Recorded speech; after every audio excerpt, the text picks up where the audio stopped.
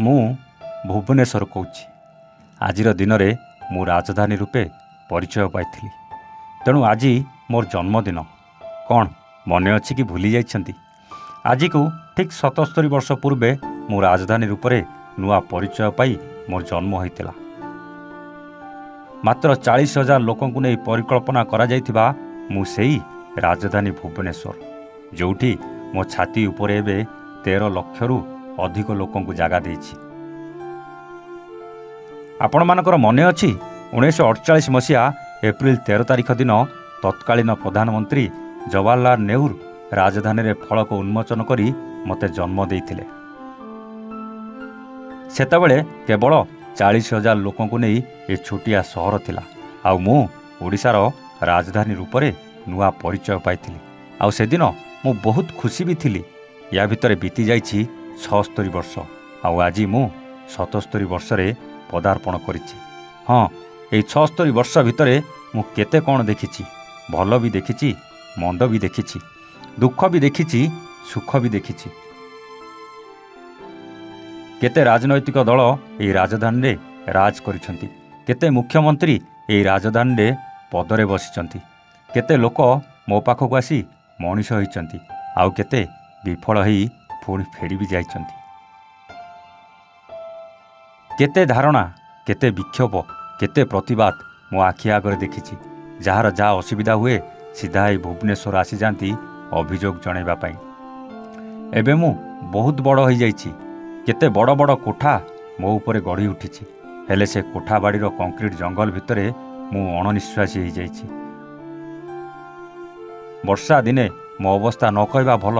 ସବୁଆଡ଼େ ମୁଁ ଯେମିତି ପାଣିରେ ବୁଡ଼ି ରହି ଅଣନିଶ୍ୱାସୀ ହୋଇପଡ଼େ, ଆଉ ଖରାଦିନେ ଅସହ୍ୟ ଗରମରେ ମୁଁ ଜଳିଯାଏ। କେହି ପରିବେଶ କଥା ଚିନ୍ତା କରୁନାହାନ୍ତି, ଖାଲି କଂକ୍ରିଟ ଜଙ୍ଗଲ ବନେଇବାରେ ବ୍ୟସ୍ତ ଅଛନ୍ତି। ମୁଁ ଏବେ ମହାନଗରରୁ ସ୍ମାର୍ଟ ସିଟି ହୋଇଯାଇଛି, ହେଲେ ସତ କହିଲେ ମୁଁ କ'ଣ ସ୍ମାର୍ଟ ହେଇଛି ନା ଅଣନିଶ୍ୱାସୀ ହେଇଛି? କେବଳ ମୋତେ ନୁହେଁ, ମୋ ସହିତ ରହୁଥିବା 13 ଲକ୍ଷରୁ ଅଧିକ ଜନସାଧାରଣ ଆଉ ବଡ଼ ବଡ଼ ବାବୁମାନଙ୍କୁ ମୋର ଅନୁରୋଧ, ଗଛ କାଟିବା ବଦଳରେ ଗଛ ଲଗାଅ। ମୋତେ ପୂର୍ବ ପରି ସବୁଜ ସୁନ୍ଦର କରି ଗଢ଼ି ତୋଳ। ଦେଖିବ ପୁଣି ଥରେ ମୁଁ ହସି ଉଠିବି। ହଁ, ମୁଁ ରାଜଧାନୀ ଭୁବନେଶ୍ୱର କହୁଛି। ଦର୍ଶକ ବନ୍ଧୁ, 13 ଏପ୍ରିଲ ଏହି ଦିନରେ 1948 ମସିହାରେ ରାଜଧାନୀ ଭୁବନେଶ୍ୱର ଜନ୍ମ ହୋଇଥିଲା। ଆଉ ସେହି ରାଜଧାନୀର ଜନ୍ମ ଉତ୍ସବ ସମସ୍ତେ ପାଳୁଛନ୍ତି, ସଭା ସମିତି ବି କରୁଛନ୍ତି। ହଁ ଆଜ୍ଞା, ରାଜଧାନୀର 77ତମ ପ୍ରତିଷ୍ଠା ଦିବସ ବଡ଼ ଧୁମଧାମରେ ପାଳିତ ହୋଇଛି।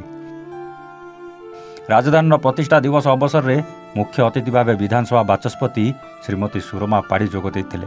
ଅନ୍ୟମାନଙ୍କ ମଧ୍ୟରେ ଭୁବନେଶ୍ୱର ମଧ୍ୟ ବିଧାୟକ ଶ୍ରୀ ଅନନ୍ତ ନାରାୟଣ ଜେନା, ଭୁବନେଶ୍ୱର ଉତ୍ତର ବିଧାୟକ ଶ୍ରୀ ସୁଶାନ୍ତ କୁମାର ରାଉତ, ପୂର୍ବତନ ମନ୍ତ୍ରୀ Suresh Kumar Routray, Bhubaneswar mayor Shrimati Sulochana Das, deputy mayor Shrimati Manjulata Kahanr, Bhubaneswar Cuttack police commissioner S Debdutta Singh, BMC commissioner Shri Rajesh Prabhakar Patil, BDA vice chairman N Tirulata Nayak, Khordha ଜିଲ୍ଲାପାଳ ଶ୍ରୀ ଚଞ୍ଚଳ ରାଣା, ବିଏମ୍ସି ଅତିରିକ୍ତ କମିଶନର ଶ୍ରୀ ଶୁଭେନ୍ଦୁ ସାହୁ, ଉପଜିଲ୍ଲାପାଳ ଶ୍ରୀ ମନୋରଞ୍ଜନ ସାହୁ, ଖୋର୍ଦ୍ଧା ଅତିରିକ୍ତ ଶିକ୍ଷା ଅଧିକାରୀ ଡକ୍ଟର ପ୍ରଜ୍ଞା ପରମିତା ଜେନା, ସମସ୍ତ କର୍ପୋରେଟର, ରାଜଧାନୀର ପ୍ରତିଷ୍ଠା ଦିବସ ପାଳନ କମିଟିର ସଭାପତି ଶ୍ରୀ ପ୍ରଦୋଷ ପଟ୍ଟନାୟକ, ଉପସଭାପତି ଶ୍ରୀ ପ୍ରଦ୍ୟୁମ୍ନ କୁମାର ମହାନ୍ତି, ସାଧାରଣ ସମ୍ପାଦକ ଶ୍ରୀ ସନତ ମିଶ୍ର ପ୍ରମୁଖ ବହୁ ବ୍ୟକ୍ତିବିଶେଷ ଯୋଗ ଦେଇଥିଲେ।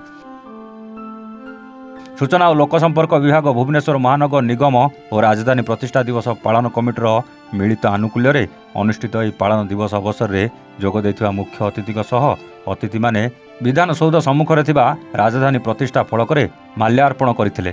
ପରେ ଅତିଥିମାନଙ୍କୁ ପୁଷ୍ପଗୁଚ୍ଛ ଓ ଉତ୍ତରୀୟ ପ୍ରଦାନ ପୂର୍ବକ ସମ୍ବର୍ଦ୍ଧିତ କରାଯାଇଥିଲା। ମୁଖ୍ୟ ଅତିଥି ଶ୍ରୀମତୀ ପାଢ଼ୀ ପତାକା ଉତ୍ତୋଳନ କରି ବେସାମରିକ ସମ୍ମିଳନୀ ପ୍ୟାରେଡ୍ରେ ଅଭିଭାବକ ଗ୍ରହଣ କରିଥିଲେ। ଏହି ପ୍ୟାରେଡ୍ରେ ମୋଟ 21ଟି ଦଳ ଭାଗ ନେଇଥିଲେ। ସେମାନଙ୍କ ମଧ୍ୟରୁ ସୈନିକ ସ୍କୁଲ ପ୍ରଥମ, NCCR ଆଣ୍ଡ ଭି ସ୍କ୍ୱାଡ୍ରନ୍ ଦ୍ୱିତୀୟ, DAV ପବ୍ଲିକ୍ ସ୍କୁଲ ୟୁନିଟ୍ 8 ତୃତୀୟ ସ୍ଥାନ ଅଧିକାର କରିଛନ୍ତି ଓ ଆର୍ମି ଏୟାର ଡିଫେନ୍ସ ବ୍ୟାଣ୍ଡକୁ ସ୍ୱତନ୍ତ୍ର ପୁରସ୍କାର ପ୍ରଦାନ ପାଇଁ ଘୋଷଣା କରାଯାଇଥିଲା। 1948 ମସିହା ଏପ୍ରିଲ 13 ତାରିଖ ଦିନ ଭୁବନେଶ୍ୱରରେ ପ୍ରତିଷ୍ଠା ହୋଇଥିଲା ରାଜଧାନୀ। ତତ୍କାଳୀନ ପ୍ରଧାନମନ୍ତ୍ରୀ ଜବାହରଲାଲ ନେହେରୁ ରାଜଧାନୀ ଫଳକର ଉନ୍ମୋଚନ କରିଥିଲେ। ସେତେବେଳେ ମାତ୍ର 40,000 ଲୋକଙ୍କ ପାଇଁ ପରିକଳ୍ପନା କରାଯାଇଥିଲା ରାଜଧାନୀ। ମାତ୍ର ଆଜି ତା'ର କଳେବର ବୃଦ୍ଧି ପାଇଛି। ସମ୍ପ୍ରତି 13 ଲକ୍ଷରୁ ଅଧିକ ଲୋକ ଏଠାରେ ବସବାସ କରୁଛନ୍ତି। ଆଉ ରାଜଧାନୀ ଭୁବନେଶ୍ୱର ଆଜି ଶିକ୍ଷା, ସ୍ୱାସ୍ଥ୍ୟ, ଗମନାଗମନ ଆଦି ସବୁ କ୍ଷେତ୍ରରେ ଦେଶର ଯେକୌଣସି ରାଜଧାନୀ ଠାରୁ ବହୁ ଉଚ୍ଚରେ ରହିଛି। ଆମ ରାଜଧାନୀର କଳା, ସଂସ୍କୃତି, ଐତିହ୍ୟର ସୁରକ୍ଷା କରିବା ସହ ସହରକୁ ସ୍ୱଚ୍ଛ, ସବୁଜ ଓ ସୁନ୍ଦର କରି ଗଢ଼ି ତୋଳିବା ପାଇଁ ମେୟର ଶ୍ରୀମତୀ ସୁଲୋଚନା ଦାସ ଭୁବନେଶ୍ୱରବାସୀଙ୍କୁ ଆହ୍ୱାନ କରିଛନ୍ତି। ରାଜଧାନୀ ହେଉଛି ରାଜ୍ୟର ମୁଖଶାଳା। ଦେଶ ବିଦେଶରୁ ପର୍ଯ୍ୟଟକମାନେ ଆକାଶପଥରେ ହେଉ କିମ୍ବା ରେଳପଥରେ ପ୍ରଥମେ ଆସି ରାଜଧାନୀରେ ପହଞ୍ଚିଥାନ୍ତି। ମହିମା ମଣ୍ଡିତ ଆମ ରାଜଧାନୀର କଳା ଓ ଐତିହ୍ୟ ବେଶ୍ ଗୌରବମଣ୍ଡିତ। ଏହି ଗୌରବମୟ ରାଜଧାନୀର ଶ୍ରୀବୃଦ୍ଧି କରିବା ପାଇଁ ରାଜଧାନୀବାସୀକୁ ବାଚସ୍ପତି ଶ୍ରୀମତୀ ସୁରମା ପାଢ଼ୀ ଆହ୍ୱାନ କରିଥିଲେ। ଉପସ୍ଥିତ ଅତିଥିମାନେ ନିଜ ନିଜର ବକ୍ତବ୍ୟ ପ୍ରଦାନ କରିବା ସହ ଭୁବନେଶ୍ୱର ଆହୁରି ଉନ୍ନତି କରିବା ପାଇଁ ସମସ୍ତଙ୍କ ସହଯୋଗ ଲୋଡ଼ିଥିଲେ। ଶେଷରେ ରାଜଧାନୀ ପ୍ରତିଷ୍ଠା ଦିବସ ପାଳନ କମିଟିର ସଭାପତି ଶ୍ରୀ ପ୍ରଦୋଷ ପଟ୍ଟନାୟକ ଅତିଥିମାନଙ୍କୁ ଧନ୍ୟବାଦ ଅର୍ପଣ କରିଥିଲେ। Bureau report, A1 Odia.